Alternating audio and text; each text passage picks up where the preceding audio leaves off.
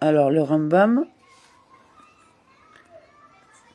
étude du jour, c'est faire un misvot. Alors, 28 Iyar, 5785, comme moment négatif numéro 105. Il est interdit d'ajouter de l'encens à l'offrande d'une femme adultère, car il est dit, il n'y mettra point d'encens. À ce sujet, le Sifra s'exprime en ces termes. Cela signifie que la personne qui ajoute de l'huile ou de l'encens à cette offrande transgresse un commandement négatif, car ce qui s'applique au cas de l'huile s'applique aussi au cas de l'encens. C'est pourquoi celui qui transgresse cette interdiction est aussi punissable de bastonnade. Dans la Meklita, il est écrit, il n'y versera point d'huile et il n'y mettra point d'encens. Ce verset nous enseigne que nous sommes en présence de deux interdictions. Commandement négatif numéro 330. Il nous est interdit d'avoir des rapports intimes avec notre mère. Ainsi qu'il est dit, c'est ta mère, tu ne dois pas découvrir sa nudité. Celui qui viole cet interdit est passible de la peine de retranchement. En cas de témoignage valable à ce sujet, il doit être lapidé pour autant qu'il ait agi intentionnellement. S'il ne l'a pas fait exprès, il est tenu d'apporter une offrande expiatoire fixe. Commandement négatif numéro 331. C'est l'interdiction qui nous a été faite d'avoir des rapports intimes avec la femme de notre père. Énoncé dans la Torah en ces termes. Ne découvre point la nudité de la femme de ton père. Quiconque transgresse cet interdit est puni de retranchement. En cas de témoignage valable à ce sujet, il est lapidé s'il agit intentionnellement. Tandis que, dans le cas contraire, il doit apporter une offrande expiatoire fixe. Dans ce qui précède, il découle clairement pour toi que celui qui a des rapports intimes avec sa mère est coupable à la fois parce que c'est sa mère et du fait qu'il s'agit de la femme du père. Peu importe, en outre, que cela se produise du vivant de son père ou après sa mort, comme précisé dans le Sanhédrin. Commandement négatif numéro 332. Il nous a interdit d'avoir des relations intimes avec notre sœur, ainsi qu'il est dit. La nudité de ta sœur, fille de ton père, ne la découvre point. Quiconque viole cet interdit est passible de retranchement lorsqu'il a agi intentionnellement et, dans le cas contraire, est tenu d'apporter une offrande expiatoire fixe. Commandement négatif numéro 333. C'est l'interdiction qui nous a été faite d'avoir des relations intimes avec la fille de la femme de notre père. Si cette fille est notre sœur, elle est énoncée dans la Torah en ces termes. La fille de la femme de ton père, progéniture de ton père, celle-là est ta sœur. Ne découvre point sa nudité. Cette défense a pour but de souligner que la fille de la femme du père constitue une nudité à part entière. Preuve en est que celui qui a une telle relation, la mère de celle-là, étant mariée à son père, est fautif 2 fois, au titre de sa sœur et au titre de la fille de son père. De même que celui qui a des rapports intimes avec sa mère est fautif 2 fois, au titre de sa mère et au titre de la femme de son père. Comme nous l'avons expliqué, cela découle d'une affirmation de nos sages dans le chapitre 2 de Yébamot. Voici ce que nos rabbins ont enseigné. Celui qui a des rapports intimes avec sa sœur, lorsque cette dernière est la fille de la femme de son père, est fautif 2 fois, au titre de sa sœur et au titre de la fille de la femme de son père. Rabbi Yossi de Meor Béni, fils de Rabbi Yehuda de Meor Béni, affirme. Il n'est fautif qu'au titre de sa sœur seulement. Sur quoi les rabbins appuient-ils leur opinion? Tu peux observer qu'il est écrit « La nudité de ta sœur, fille de ton père ». Pourquoi, dès lors, la Torah ajoute-t-elle « La fille de la femme de ton père, progéniture de ton père » afin de nous enseigner qu'il est fautif au titre de sa sœur et au titre de la fille de la femme de son père. Quiconque transgresse cet interdit relatif à sa sœur, lorsque cette dernière est la fille de la femme de son père, est passible de retranchement, mais uniquement s'il a agi intentionnellement. Dans le cas contraire, il doit apporter une offrande expiatoire fixe. Commandement négatif numéro 334, c'est l'interdiction qui nous a été faite d'avoir des rapports intimes avec la fille de notre fils. Énoncé dans la Torah en ces termes, la nudité de la fille de ton fils, ne la découvre point. Alors, 3 prakim. « 28 Iyar 5785, c'est faire Nashim, loi relative à la femme Sota, chapitre 4. Donc c'est toujours pour la réfoua de Madame Palermo Arous Colette, fille Elochia, fille de Shninet Arous et de Eli Arous. Donc chapitre 4. Le 15 du mois d'Adar, le tribunal se tourne vers les besoins de la collectivité. Ses membres recherchent quelle femme devrait boire les eaux de la Sota pour la faire boire, Quelle femme devra être mise en garde et répudiée sans avoir droit à l'indemnité de la ketouba pour la mettre en garde et la faire répudier? Et on peut faire boire une femme sota à toute époque. On ne fait boire une femme sota que dans la journée. Toute la journée convient pour faire boire les eaux amères à une femme sota. Et on ne fait pas boire deux femmes sota en même temps. Comme il est dit, nombre 5-16, et le prêtre la fera se tenir au singulier. Une femme sota qui a dit « Je ne bois pas », du fait de la crainte de l'émoi dont elle est l'objet, peut se rétracter et dire « Je vais boire ». En revanche, si elle a dit « Je ne bois pas », alors qu'elle était bien portante, sans crainte, ni émoi, elle ne peut pas revenir sur sa décision et dire « Je vais boire ». Si elle a dit « Je ne bois pas », avant que le parchemin comprenant le nom de Dieu qui a été écrit pour elle soit effacé, son parchemin est enterré et n'est pas valable pour faire boire une autre femme sota, et son oblation est répandue sur les dépôts de cendres. Et si elle a dit « Je ne bois pas », après que le parchemin a été effacé, on la force et on la fait boire contre son gré. On la pousse à boire et on lui dit « Ma fille, s'il est clair pour toi que tu es pure, remets-en, toi, à ton innocence, et bois sans avoir peur, car les eaux ne ressemblent qu'à un ongle sec posé à vif sur la peau. S'il y a une plaie, il pénètre et descend et guérit la plaie. Et s'il n'y a pas de plaie, il n'a aucun effet.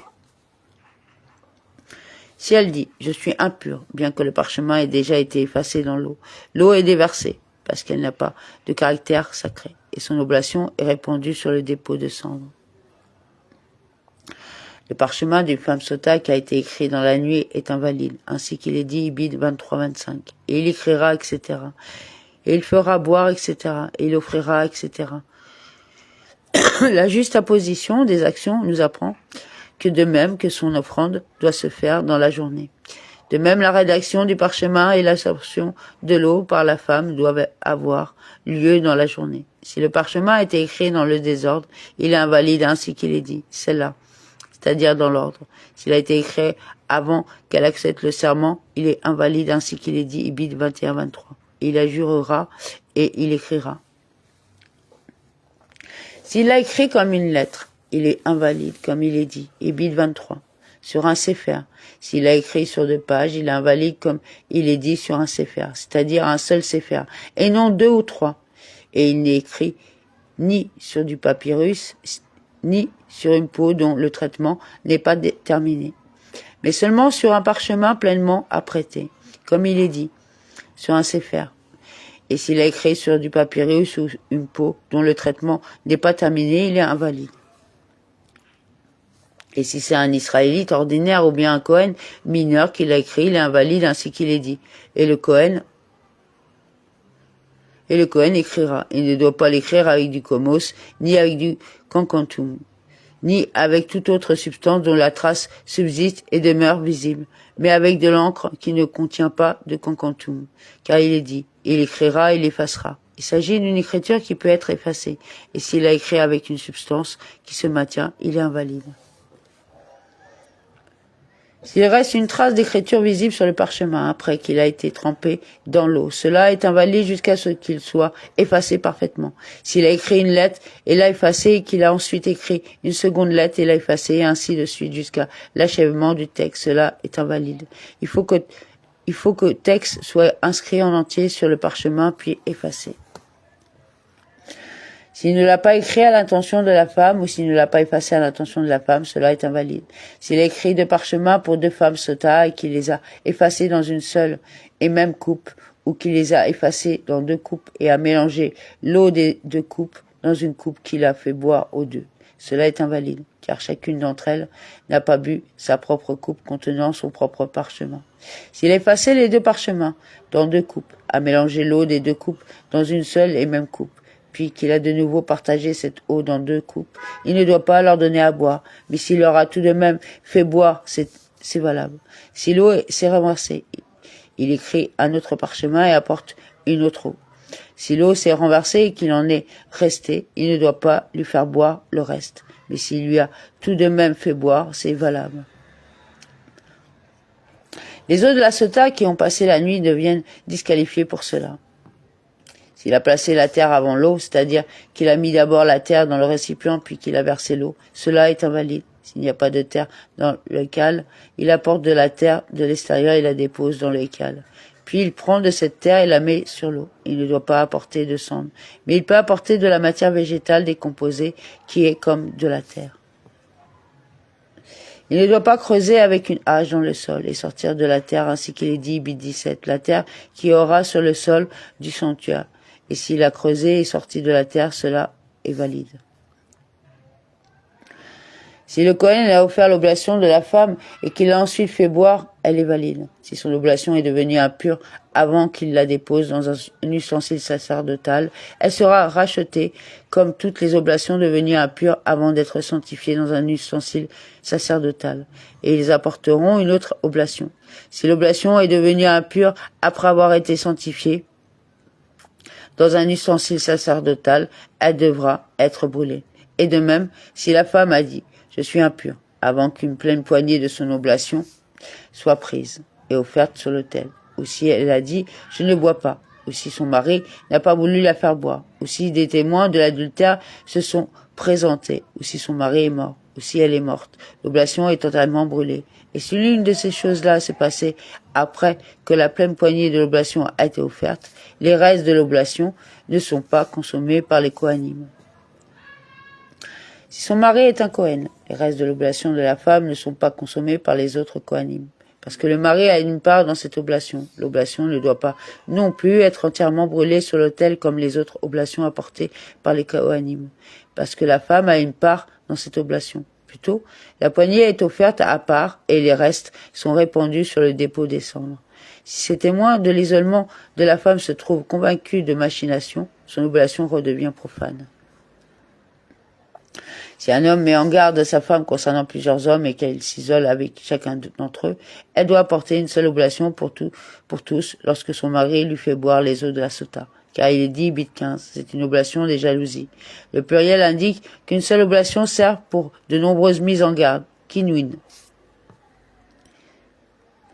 Le mari peut faire inclure à la femme dans son serment qu'elle ne s'est dévoyée ni avec l'homme pour lequel il l'a mis en garde, ni avec un autre homme, qu'elle ne l'a pas trompé, ni depuis qu'elle a été liée matrimonialement Hérosine avant les Nissuines, ni après les Nissuines. Mais il ne peut pas lui faire inclure dans son serment qu'elle ne s'est pas dévoyée avant les Hérosines, et il ne peut pas non plus lui faire inclure qu'elle ne s'est pas dévoyée après qu'il l'a répudiée dans le cas où il l'aurait répudiée et reprise pour épouse. Car même si elle s'est dévoyée à ce moment-là, elle ne lui est pas interdite de ce fait.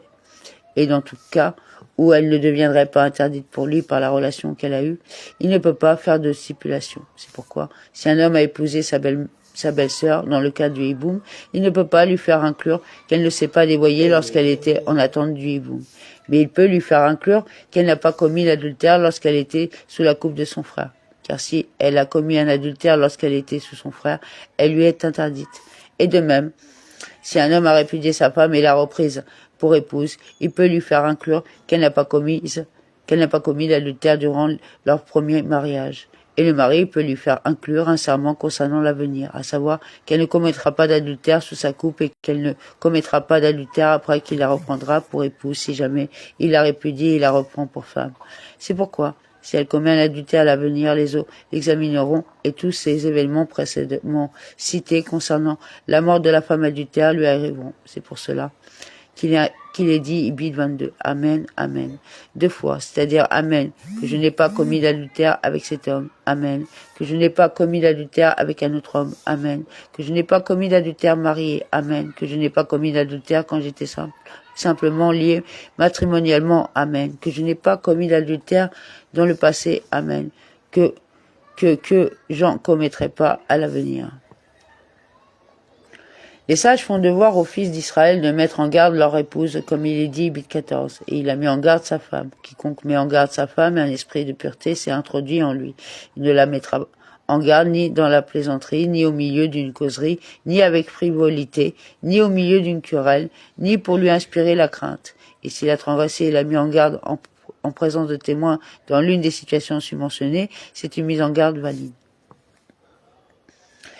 Il ne convient pas de se précipiter et de mettre en garde à sa femme devant témoin dès le début. Plutôt, il la mettra en garde en privé, calmement, dans un esprit de pureté et de précaution, afin de la mettre sur la bonne voie et d'ôter les embûches. Quiconque ne prête pas attention à sa femme, à ses enfants et aux membres de sa maison, en les mettant en garde, en inspectant toujours leur voie jusqu'à être certain qu'ils sont parfaits, innocents de toute faute ou iniquité, et est lui-même un pécheur. Ainsi qu'il est dit, Job 5,24, et tu sauras que la paix règne dans ta tente, tu inspecteras ta demeure et tu ne fauteras point.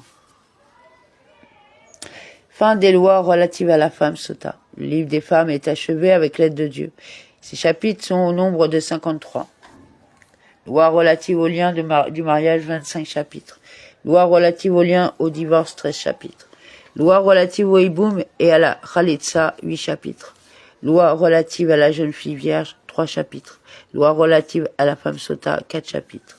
Sefer Kedusha, loi relative aux unions interdites, introduction, chapitre 1. Au nom de l'Éternel, affermis mais pas par ta parole, qu'aucune faute n'ait d'emprise sur moi. Psaume 119, 133, 5e livre. Le livre de la sainteté, ces lois, sont au nombre de 3. En voici l'ordre. Loi relative aux unions interdites, loi relative aux aliments interdits, loi relative à l'abattage rituel, Shérita, loi relative aux unions interdites. Elles comprennent 37 commandements, un commandement positif et 36 commandements négatifs, dont voici le détail. 1. Ne pas avoir de rapport avec sa mère. 2. Ne pas avoir de rapport avec la femme de son père. 3. Ne pas avoir de rapport avec sa sœur. 4. Ne pas avoir de rapport avec la fille de la femme de son père. 5. Ne pas avoir de rapport avec la fille de son fils.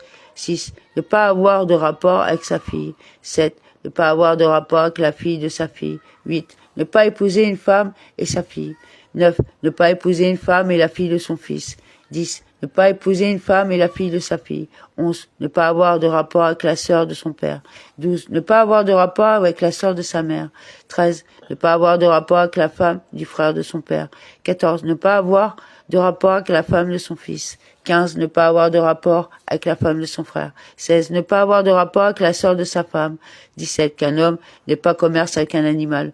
18. Qu'une femme n'amène pas un animal sur elle. 19. Ne pas avoir de relation homosexuelle avec un homme. 20. Ne pas découvrir la nudité de son père. 21. Ne pas découvrir la nudité du frère de son père. 22. Ne pas avoir de rapport avec une femme mariée. 23. Ne pas avoir de rapport avec une femme nida. 24. Ne pas contracter de mariage avec des non-juifs. 25. Que l'ammonite et le moabite n'entrent pas dans l'assemblée de Dieu. 26. Ne pas éloigner la 3e génération de l'Égyptien, convertir en l'empêchant d'entrer dans l'assemblée de Dieu. 27. Ne pas éloigner la 3e génération de l'Édomite, convertie en l'empêchant d'entrer dans l'assemblée. 28. Qu'un mamzer n'entre pas dans l'assemblée. 29. Qu'un homme castré, sarise, n'entre pas dans l'assemblée. 30. Ne pas stériliser un mâle, fût-ce un animal, une bête sauvage ou un oiseau. 31. Qu'un Kohen Gadol n'épouse pas une veuve. 32. Qu'un Kohen Gadol n'ait pas de rapport avec une veuve, même sans mariage. 33. Que le Kohen Gadol épouse une vierge alors qu'elle est jeune fille Nahara. 34. Qu'un Kohen n'épouse pas une femme divorcée. 35. Qu'un Kohen n'épouse pas une Zona. 36. Qu'un Kohen n'épouse pas une Halala. 37. Qu'un homme n'approche pas l'une des Harayot, même s'il n'a pas de rapport. L'explication de tous ces commandements se trouve dans les chapitres suivants. Celui qui a des rapports avec l'une des Harayot mentionnées dans la Torah de façon délibérée est passible de retranchement, ainsi qu'il est dit Lévitique 18-29, car quiconque commettra une de ces abominations, les personnes agissant ainsi seront retranchées, etc. Le pluriel indique que cela s'applique à tous les deux, l'homme et la femme. Et s'ils ont agi de manière volontaire, ils sont tenus d'apporter une offrande expiatoire fixe. Et il y a certaines relations interdites au titre d'Arayot qui sont visées par la peine de mort du tribunal, en plus de la peine de retranchement qui est commune à toutes. 2. Concernant ces relations interdites au titre d'Arayot, qui sont visés par la peine de mort du tribunal. S'il y a eu témoins et avertissements et que les partenaires n'aient pas cessé leur acte, on les exécute par la peine de mort qui est mentionnée dans la Torah à leur égard. Et même si le transgresseur est un érudit, on n'exécute point et on ne donne point le fouet tant qu'il n'y a pas eu d'avertissement, car l'avertissement n'a pour objet que de distinguer entre l'agissement volontaire et l'agissement délibéré. Les relations interdites au titre d'Arayot qui sont visées par la peine de mort ou du tribunal.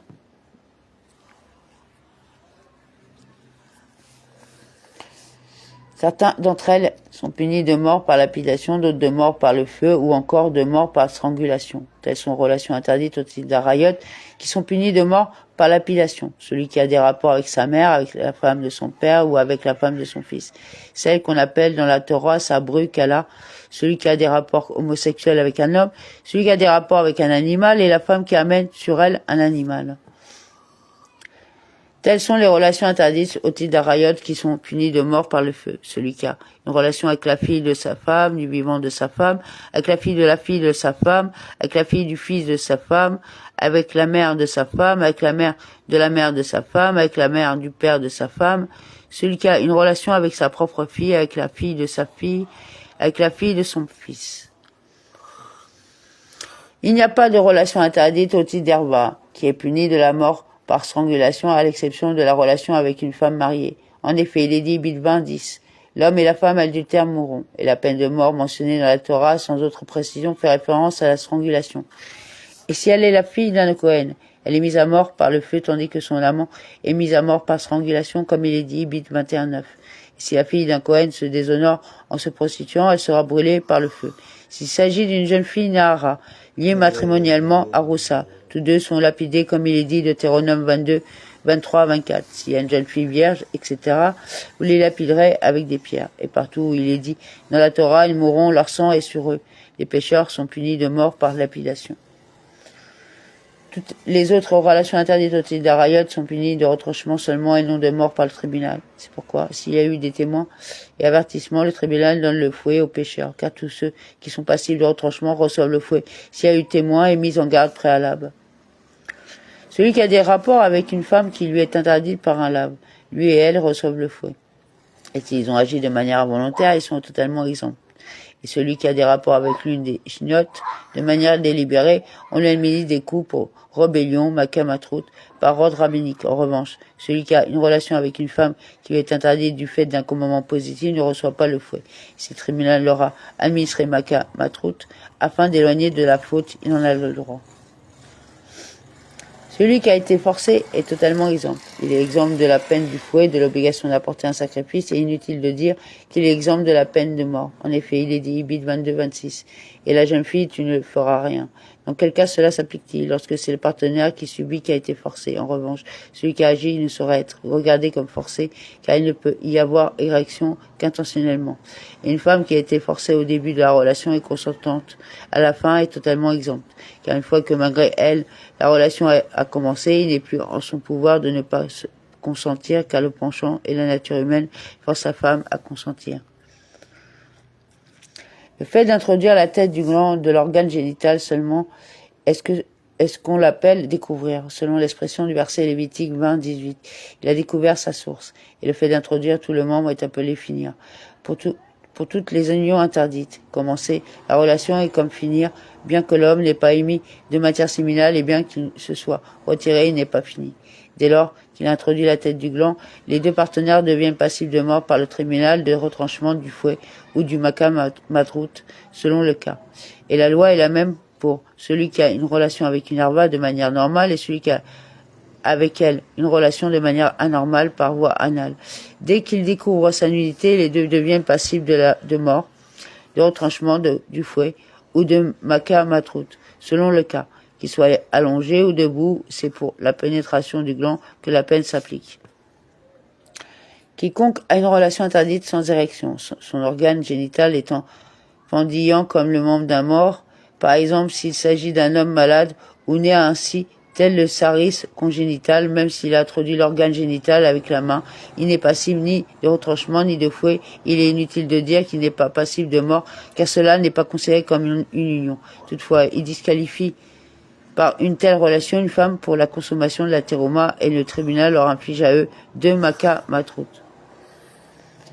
Celui qui, préoccupé par autre chose, a eu sans attention des rapports avec une femme parmi les Arayot, bien que ce ne soit pas son attention, il est coupable. Il en va de même pour les femmes qui lui sont interdites par un lave ou autre de chignote.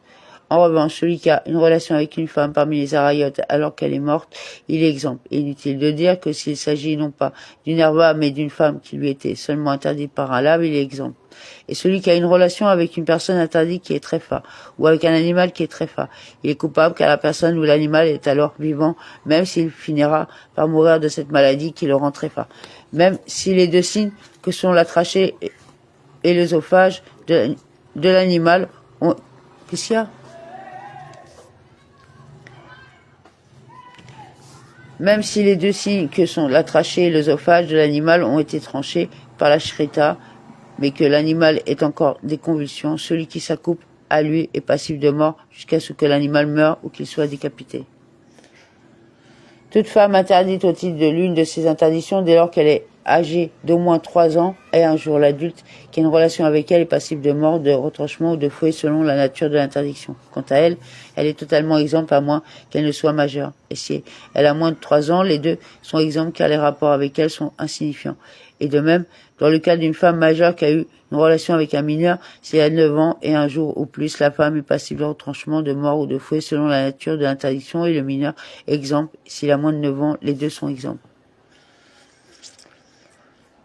L'homme qui s'accouple à un homme ou qui amène un homme sur lui, dès lors qu'il a débuté la relation. S'ils sont tous deux majeurs, ils sont lapidés, ainsi qu'il est dit, Ibid 18-22. Et avec un mâle, tu ne coucheras point, qu'il soit celui qui pratique l'acte ou qui s'y soumet. Et s'il s'agit d'un mineur âgé de 9 ans et un jour ou plus, l'homme adulte qui s'accouplait à lui ou qui l'amène sur lui-même est lapidé, tandis que le mineur est exempt. Mais si le garçon a moins de 9 ans, ils sont tous deux exempts. Il convient cependant au tribunal d'affliger à l'adulte des coups pour rébellion car il a couché avec un mâle, bien que celui-ci ait moins de 9 ans. Avec Shalom. Tant l'homme qui a une relation avec un homme que celui qui a une relation avec un androgyne par la voie de son orifice masculin, c'est-à-dire par voie anale, est coupable. Et s'il a eu avec un androgyne une relation par la voie vaginale, il est exempt. Le tum-tum fait l'objet d'un doute. C'est pourquoi celui qui a une relation avec un tum-tum ou avec un androgyne par la voie vaginale, on lui administre makamatrout et un androgyne a le droit d'épouser une femme. Qui s'accouple à un animal ou qui amène un animal sur lui, les deux, la personne et l'animal sont lapidés comme il est dit, Bill 23. Et avec aucun animal, tu n'auras de commerce qui est pratiqué l'acte de bestialité sur l'animal de manière active ou qu'il ait amené l'animal sur lui. Qu'il s'agisse d'un animal domestique, d'une bête sauvage ou d'un oiseau, tous ces actes sont punis de lapidation. Et l'Écriture n'a pas fait de distinction concernant l'animal entre grand et petit, ainsi qu'il est dit, avec tout animal, même le jour de sa naissance, celui qui s'accouple à l'animal nouveau-né, que ce soit par voie vaginale ou par voie anale, dès lors qu'il y a eu un début de pénétration de l'organe génital de l'homme ou de l'animal, il est coupable. Dans le cas où d'un garçon mineur de 9 ans et un jour qui s'accouple à un animal ou qui amène un animal sur lui, l'animal est lapidé à cause de lui et le mineur est exempt. S'il a moins de 9 ans, on ne lapide pas l'animal. Et de même, une fille mineure de 3 ans et un jour qui amène sur elle un animal domestique ou sauvage, qu'il s'agit d'un animal âgé ou jeune, dès lors que l'animal a débuté la pénétration, que ce soit par voie vaginale ou anale, l'animal est lapidé et elle est exempt. Mais si la femme est majeure, les deux, la femme et l'animal, sont lapidés. Et si elle a moins de 3 ans, l'animal n'est pas lapidé. Et de même, dans le cas de celui qui s'accouple avec un animal involontairement et de la femme qui amène un animal à s'accoupler à elle involontairement, l'animal n'est pas lapidé à cause d'eux, bien que les personnes impliquées soient adultes pour tous les cas de relations interdites au titre d'Arayot. Si l'un des partenaires est adulte et l'autre est mineur, le mineur est exempt et l'adulte est coupable, comme nous l'avons expliqué. Si l'un est réveillé et l'autre endormi, celui qui est endormi est exempt. Si l'un agit délibérément et l'autre de manière involontaire, celui qui agit délibérément est coupable et celui qui agit de façon involontaire apporte un sacrifice d'expiation. Si l'un est forcé et l'autre agit de plein gré, celui qui est forcé est exempt comme nous l'avons expliqué. Les témoins ne sont pas tenus de constater que les adultères ont débuté la pénétration l'un dans l'autre comme un bâtonnet dans un tube. Plutôt dès lors que les témoins les ont vus coller l'un à l'autre à la manière de tous ceux qui ont des rapports, les partenaires sont exécutés sur la base de cette observation. Et on ne dit pas, peut-être n'a-t-il pas débuté la pénétration, car cette image laisse présumer qu'il y a eu début de pénétration. Lorsque le lien de parenté d'une personne est établi par présomption, On juge sur la base de la présomption, bien qu'il n'y ait pas de preuve formelle de ce lien de parenté. Et on donne le fouet, on exécute par le feu la lapidation et la strangulation selon le cas, sur la base d'une telle présomption légale. Comment cela? Voici qu'il a été établi par présomption que telle femme est sa sœur, sa fille ou sa mère. S'il y a des rapports avec elle devant témoin, il reçoit le fouet. Il est exécuté par le feu ou par lapidation selon le cas, bien qu'il n'y ait pas de preuve formelle qu'elle est sa sœur, sa mère ou sa fille, le lien de parenté étant seulement établi par présomption.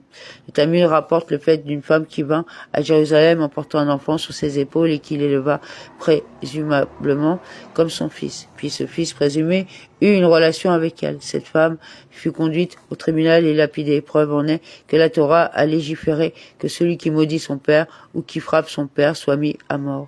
Or, d'où avons-nous la preuve formelle que celui-ci est bien son père? C'est donc seulement par présomption. Et il en a de même pour les autres proches parents. Le lien de parenté est établi par présomption. Soit un homme et une femme qui viennent d'outre-mer, il dit, lui, c'est ma femme, et elle dit, c'est mon mari. Si la présomption a été établie dans la nouvelle ville 30 jours durant qu'elle est sa femme, on met à mort pour un adultère avec elle. Mais au cours des 30 jours, on n'applique pas la peine de mort pour une relation avec elle au titre d'adultère avec une femme mariée. Une femme qui a été reconnue comme nida parmi ses voisines. Son mari reçoit le fouet pour la relation qu'il a avec elle au titre de rapport avec une femme nida. Si une femme a été mise en garde par son mari de ne pas s'isoler avec un homme et qu'elle s'est isolée avec l'intéressé et qu'un unique témoin est venu témoigner qu'elle s'est souillée, c'est-à-dire qu'elle a commis l'acte adultère et que son mari, qui est un Cohen, a eu une relation conjugale avec elle. Il reçoit le fouet pour les rapports qu'il a eus avec elle au titre de la relation avec une femme, Zona. Bien que l'essentiel du témoignage relève d'un seul témoin, elle est déjà reconnue comme Zona. Le père qui a dit, ma fille telle est liée matrimonialement par les Kiddushin à un tel, bien qu'il soit digne de confiance de sorte qu'elle se mariera avec l'intéressé. Si elle commet un adultère, elle n'est pas lapidée sur la base de sa déclaration. Il faut qu'il y ait des témoins qui attestent qu'elle a été liée matrimonialement en leur présence. Et de même, une femme qui a dit « je suis liée matrimonialement », elle n'est pas exécutée sur la base de sa propre déclaration. Il faut qu'il y ait des témoins qui attestent ces liens matrimoniaux ou qu'une présomption s'établisse la concernant. Sefer Kedusha, loi relative aux unions interdites, chapitre 2.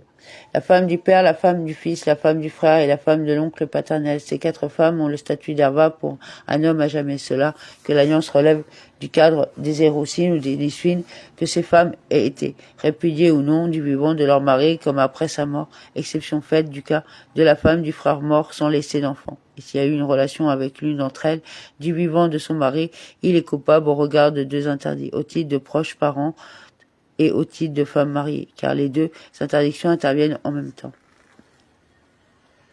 C'est pourquoi celui qui a une relation avec sa mère, laquelle est ou a été la femme de son père, que ce soit du vivant de son père ou après sa mort, il est coupable pour la transgression de 2 interdits. L'un parce qu'elle est sa mère et l'autre parce qu'elle est la femme de son père. La femme du frère est une herva pour un homme, qu'il s'agisse de son frère consanguin ou de son frère ultérin. Que ce frère soit né dans le cadre du mariage ou hors mariage. La femme du frère ultérin de son père, en revanche, est une shna pour lui, comme nous l'avons expliqué. Et sa sœur, qu'elle soit sa sœur consanguine ou utérine, qu'elle soit née dans le cadre du mariage ou hors mariage, par exemple, si sa mère ou son père se sont dévoyés avec d'autres et qu'il a une sœur née d'une telle relation hors mariage, celle-ci a le statut d'herva pour lui, comme il est dit, Lévitique 18:9, née dans la maison ou née au dehors.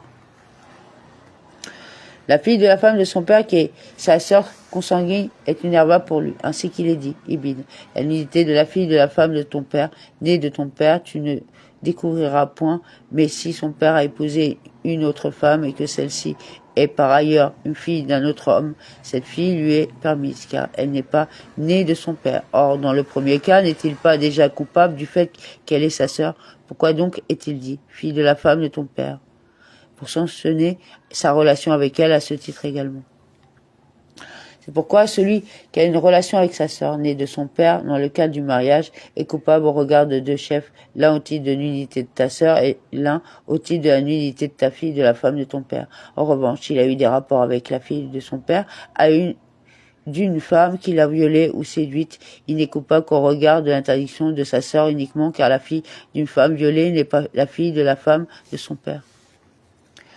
La sœur de sa mère, qu'elle soit sa sœur consanguine ou utérine, qu'elle soit née dans le cadre du mariage ou hors mariage, elle est une herva pour lui au titre de sœur de sa mère. Et de même, la sœur de son père, qu'elle soit sa sœur utérine ou consanguine, qu'elle soit née dans le cadre du mariage ou hors mariage, elle est une herva pour lui au titre de sa sœur de son père. Celui qui a forniqué avec une femme et a eu d'elle une fille. Cette fille est une herva pour lui en tant que sa fille. Et bien qu'il ne soit pas dit dans la Torah, la nudité de ta fille, tu ne découvriras pas. Dès lors que la Torah interdit la fille de la fille, elle s'est tue concernant la fille. Et cette interdiction relative à la fille relève de la Torah et n'est pas d'ordre rabbinique. C'est pourquoi celui qui a une relation avec la fille, qui a eu de son épouse, est coupable au regard de deux chefs, au regard de l'interdiction relative à sa fille, au regard de l'interdiction d'avoir des rapports avec une femme et sa fille à elle. Dès lors qu'un homme reconsacre par les Kiddushin une femme, six de ses proches parentes à elle deviennent interdites pour lui. Chacune d'entre elles a désormais le statut d'herva pour lui à jamais. Cela qu'il ait pris en mariage la femme consacrée ou qu'il ait répudié du vivant de cette femme comme après sa mort. Les voici, la mère de sa femme, la mère de sa mère, la mère de son père, sa fille, la fille de sa fille et la fille de son fils. Et s'il a eu une relation avec l'une d'entre elles, du vivant de sa femme, les deux partenaires sont mis à mort par le feu. S'il y a eu une relation avec l'une d'elles après le décès de sa femme, les partenaires sont punis de retranchement et ne sont pas punis de mort par le tribunal. En effet, il est dit Bilvin 14, et mourront lui et elle. C'est-à-dire lorsque tous les deux, à savoir sa femme et sa parente à elle, avec laquelle il a eu des rapports, sont en vie. Alors, lui et cette amante, qui est une herva pour lui, sont brûlés. Mais lorsque tous les deux ne sont pas en vie, il n'y a pas de mort par le feu. Et de même, la sœur de sa femme est une herva pour lui jusqu'à la mort de sa femme. Qu'il s'agisse de sa sœur utérine ou consanguine, que cette sœur soit née dans le cadre du mariage ou hors mariage, elle est herva pour lui. S'il a transgressé et a eu une relation illicite avec l'une de ces 7 femmes, que ce soit de manière délibérée ou involontaire, bien que lui et l'amante soient punis de mort par le tribunal ou de retranchement selon le cas, sa femme ne devient pas interdite pour lui, exception faite pour la sœur de sa femme qui lui est seulement liée matrimonialement à Roussa, qui rend sa femme interdite pour lui, comme nous l'avons expliqué dans les lois relatives à la répudiation. Celui qui fornique avec une femme, ses proches parentes, à elle, c'est-à-dire les 7 femmes que l'on a énumérées, ne deviennent pas interdites pour lui. Cependant, les sages ont interdit à qui a forniqué avec une femme d'épouser l'une de ces 7 femmes qui sont ses parentes à elle, tant que la fornicatrice est en vie, parce que cette dernière se rend auprès de ses proches parentes pour leur rendre visite. Il s'isolerait avec elle et, lui étant familier, il en viendrait à commettre une faute en ayant une relation avec cette femme qui est maintenant une herva pour lui en tant que proche parente de sa femme. Plus encore, même si des soupçons ont été portés contre lui concernant une liaison avec une femme, il ne devra pas épouser par l'une de ses proches parentes à elle, jusqu'à la mort de celle avec laquelle il a été l'objet de soupçons. Toutefois, s'il a épousé la proche parente de celle avec laquelle il a forniqué, il n'est pas tenu de divorcer. Celui qui est soupçonné d'une conduite avec une herva ou qui fait l'objet d'un mauvais renom concernant une telle liaison avec elle, il n'habitera pas dans la même ruelle qu'elle et n'apparaîtra pas dans le voisinage. Le Talmud rapporte le fait suivant. Les gens murmuraient contre la conduite d'un homme avec sa belle-mère, et les sages lui ont infligé Maka Matrout parce qu'il est passé devant la porte de sa maison. Celui qui a forniqué avec une femme et sa fille, ou bien avec une femme et sa sœur, ou autre cas semblable, c'est comme s'il avait eu des rapports avec 2 femmes étrangères sans lien de parenté, car elles ne deviennent herva l'une avec l'autre pour un homme que par le mariage et non par la fornication. Et de même, si son père, son fils, son frère ou le frère de son père a violé ou séduit une femme, elle lui est permise à lui et il peut l'épouser car il est dit dans la Torah concernant l'interdiction qui s'y rapporte l'épouse de. Or, il n'y a pas ici de lien du mariage.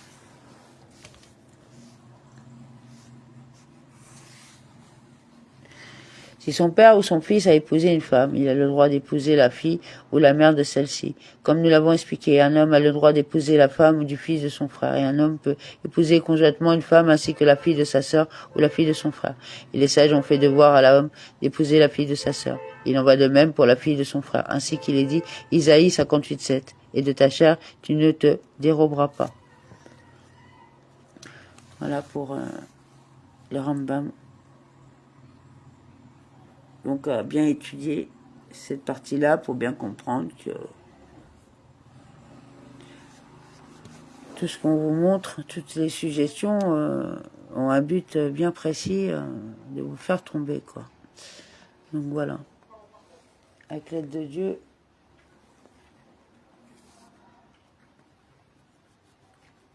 que vous puissiez vous préserver de tout ça.